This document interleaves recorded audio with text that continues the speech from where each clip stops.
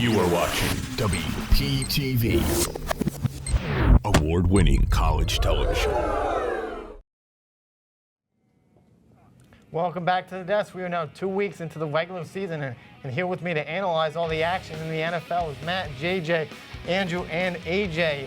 Last week, and we were treated to a classic between the Cowboys and the Giants. Goldie, I know you have some highlights for us. Walk us through it. What a game that was, Tyler. Let's start it off. We're bringing it to the fourth quarter. Cam Scadaboo goes right up the middle, and he stopped at the 1 yard line, pumping, grunting, doing whatever. Now, Dak Prescott hands it off inside zone to Miles Sanders. Touchdown, Cowboys. No, Sanders is not washed. 4th and 3, under 2:50 to go. A heave from Russ to Wan'Dale Robinson. Sliding grab and a touchdown. Look at that again. Blows right past Trayvon Diggs. Yikes. Under a minute to go with Dallas. Dak finds George Pickens on the out route. He gets it. Touchdown, Cowboys. Yikes. That Giants DB room is bad. Now Russ. Under 30 seconds. Deep ball. Neighbors. Touchdown, Giants. And now they overtake the lead. Kyer Elam. Burnt toast. Oh my goodness. Look at Russ celebrating. He needs it. 64 yards out. Brandon Aubrey. Snap hook. It's good. Tie game. We're going to overtime. And look at his teammates embracing them. Now, after a long fought overtime, Aubrey. Another field goal. It's good. Brandon Aubrey, the best kicker in the NFL. And the Giants wound up losing this one. Very entertaining highlight call from you, Goldie. I'm over here laughing. I can't help myself. Thank you. But it was a flag fest in that game in the early going. Oh, my goodness. A ton of flags. Yeah. But Andrew, I'll go over to you. What happened for Big Blue here? Well, I think we all have the same answer, pretty much, but in a different font. I'm just going to say it simply. It was James Hudson. 4 consecutive penalties to start in the opening drive is just absurd. And it's not like they were all 4 false starts. 2 of them were. He had a 15-yard penalty for a blow to the head, and then another 15-yard penalty for a personal foul. That's just unfathomable. That was the worst sequence I've ever seen from an offensive lineman. But I got to go with the pass defense. The pass defense was absolutely atrocious. They're bottom 5 in the league in pass defense, allowing over 277 yards a game. That pass defense is the reason why Brandon Aubrey was able to kick that 60-yard field goal, because they just left the middle wide open. This pass defense got to get better if they want to win games. AJ? I gotta say is the penalties, man. Like James Hudson, 4 penalties in a row. One of them was just a shot to the head, man. He must have been thinking about that Crawford fight the night before, because this ain't boxing, man. It's football, bro. And Giants all together have 14 penalties that cost them 160 yards. You just can't do that. That's the most penalties by a team ever. And what's it called? And that's going to cost you games, like when you have the penalties. And I mean, this was a great game, but the penalties set them back. Goldie, finish us off. What happened to the Giants here? Andrew, you mentioned James Hudson. But the rest of the offensive line was just as terrible. Hudson was horrible. Marcus Bow had a false start in his first snap. John Michael Schmitz had a 47.8 pass blocking grade. Greg Van Roten had 51.1. The rushing attack couldn't do anything. Now we're 2 weeks into the season. You know who the leading rusher in the New York Giants is? Russell Wilson. He has 67 yards. That's terrible. Greg Van Roten, John Runyon, John Michael Schmitz, they can't do anything. Us 5 up here could block better than those 3. It's dumb, dumb, and dumber. Well, maybe not me. I don't know about that one. I don't know about that one, dog. Superstar quarterback Joe Burrow injured his toe last week against the Jags, now needing toe surgery, and he will be out for the next 3 months. AJ, walk us through Burrow's career stats. So far, Joe Burrow's career stats, he got 19,190 passing yards, 154 touchdowns, 68.5 completions, and 1 Super Bowl appearance. This is throughout his whole career so far. Goldie, I'll go to you. Will the Bengals be able to advance to the postseason without Joe Burrow? You know, that Bengals team, they're really well constructed offensively. I'm going to say yes for that reason. Jake Browning, don't disrespect Jake Browning, the Washington Husky alumni. 241 passing yards last week, 2 touchdowns. I understand he had 3 interceptions, but at the end of the day, he's still a really good quarterback. He's not afraid to sling it. That offense has Chase Brown, Jamar Chase, T. Higgins. The AFC's top heavy, so they can slide in the 7th seed and winning 8 to 9 games. Andrew? Yeah, I'm going to agree with Goldie. I think Jake Browning is a pretty serviceable quarterback. He started 9 games in 2023.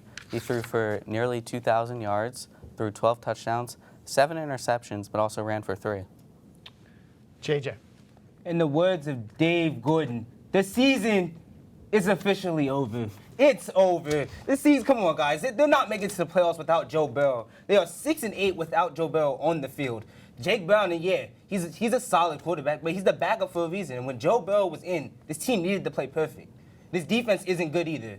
And now you're asking Jake Browning, the backup quarterback, to play perfect? He threw 3 picks in his first game. He's going to throw more. And we're just going to say, oh, yeah, they're going to make it to the playoffs because Jamar Chase and T. Higgins. It's not going to help them. They still got only Trey Hendrickson on that defense. Jacksonville is no easy team. Jake Browning, did everything in his power to get them to win that game. The offense looked better with Browning than Burrow. And what did the defense look? Horrible. Burnt toast. They are. Well, the pass rush is getting progressively better. Trey Hendrickson's a dog up there. You want to know something? Our program director could have got a touchdown out there. And there's 2 things that he doesn't do. He doesn't play sports and he doesn't run. Shout out to our friend Daniel Clark. Shout out to Daniel Clark. AJ, finishes off. I gotta agree with JJ. No, there's no way ever the Bengals are making the playoffs without Joe Burrow. Number one, they got no offensive line. That's why he gets injured. And besides Jamar Chase and T. Higgins, the offensive line is bad. The defense is a non-existent. They're like JJ said, they're burnt toast. There's nothing on that 6 defense. weeks from now, we're going to be talking about Don't disrespect Cam Taylor-Britt. Jake Browning threw 3 interceptions God. against Jacksonville. This is the games he's got That coming up. pass rush He's got is the pretty Vikings, which have a decent just defense. Trey He's got Hendrickson my there. Broncos. He's got freaking the Lions, and he's got the Packers. You really think that he throws 3 interceptions against, the Jacksonville Jaguars, who are definitely not making the playoffs? They might be bottom 2 in the division, and he's going to go up against the Packers? Blah. Legitimately. Yeah, no, they're not making the playoffs. Okay, all right. You're wrong. With these, I know I'm right. But. Within these last 2 weeks, we saw 2 different performances from the Jets quarterback, Justin Fields.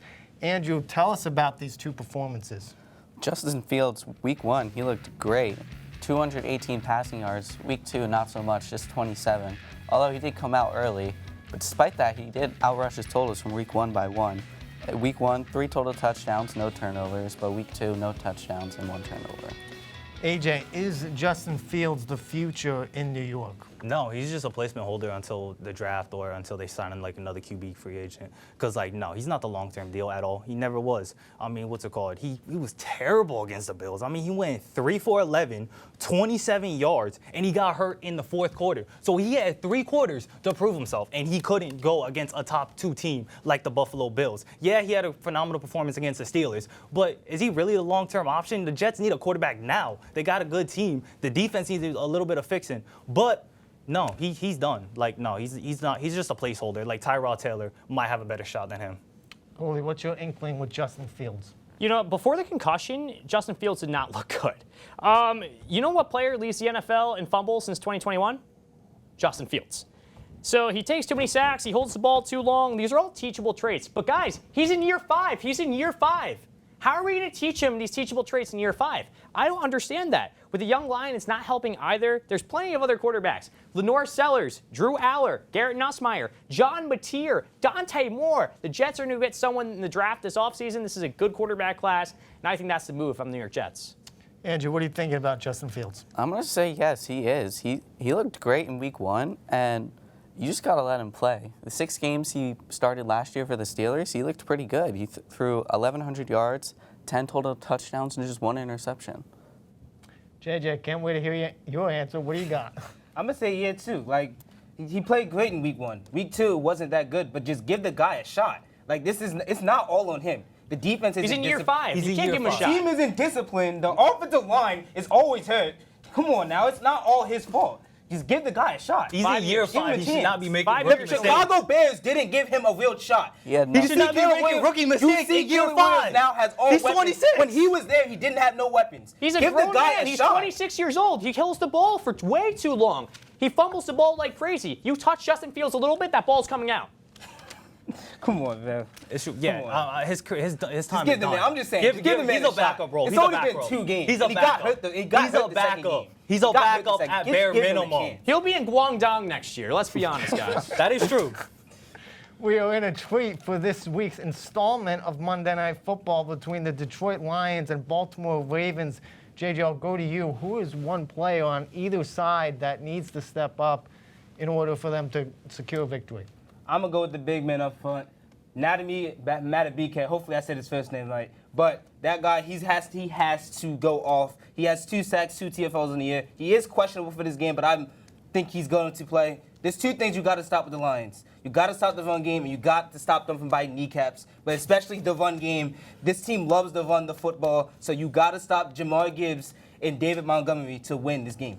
AJ?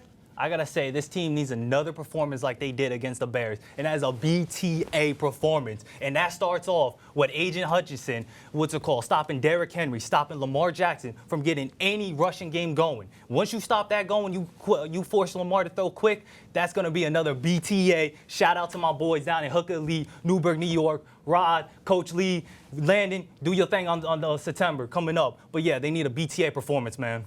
Goalie, I kind of know where you're just going not with this, but talk to me about who's a player. Jahmyr Gibbs. Jahmyr Gibbs has 113 rushing yards, 41 receiving yards, and 13 catches this season. That's not cutting it. Who knew that offensive guard Kevin Zeitler would be this big loss? They need to get Sonic and Knuckles going, and if Sonic has to get going, and that's Jahmyr Gibbs, that gets Knuckles going. David Montgomery, he started slow, but it mirrors last year. I'm expecting a vintage game out of Jahmyr Gibbs going into week 3. Andrew, finish us off here. I'm going to go running back for the other side. I'm going to go with Derrick Henry. It's just simple. When he gets going, the Ravens win. Last year, ran for nearly 2,000 yards and 16 touchdowns. I think we'll be able to replicate that again this year. You see what Andrew said when Derrick Henry runs the football for the Ravens, they win? Hopefully, you can tell Todd Monken that. Hopefully. Well, 11 carries, 23 yards last week, and he looked silly out there. I don't even want to talk about that. Just Todd Monken's an idiot. That's all we have for the NFL today. Don't forget to follow us at Sports Desk WP for updates and more. Thank you to all the cast and crew, and a big shout out to our wonderful studio manager, Al Clark, from Studio B in Hamilton Hall. And from everyone here at the desk, I'm Tyler Cooper saying so long. See you next Friday right here on WPTV.